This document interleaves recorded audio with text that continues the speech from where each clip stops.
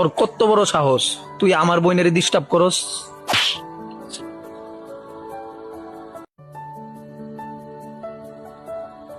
তোর বোনের আমি ডিস্টার্ব করি না, ভালো লাগে তাই প্রেমের অফার দিছি। তুই বুইলা যাইস গানা, তোরে আমি আমার বন্ধু বানাইছি। এই এলাকার মাঝে তোরে আমি জায়গা দিছি। তোর আপদে বিপদে আমি সবসময় তোর পাশে রইছি।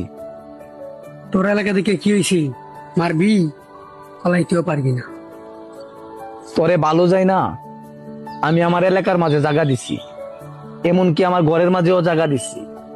আর তুই কি না আমার বোনের দিকে নজর দিছস? দেখ, তোর ভালো লাগেই কইতাছি, তুই এখনই আমার এই এলাকার থেকে যাইগা যা। যাইতাম না, কি করবি করগা। এই বেটা, এই বেড়া তুই যাবি না মানে? তাই যদি এখন মারি এমন কেন বাপাইবো তাই ফিয়ানির জন্য? ভাই ও আপনি সাথে বিয়ে দিবি করছে, আজকে মারবো। ভাই ঠিক আছে, মারার দরকার নাই, ওরে আমি বুঝাই দিতাছি।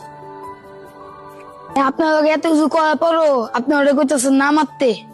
এত একটা চরণ বিয়াদব, আপনার লগে চোষে দেখে এতদিন কিছু বলি না হলে।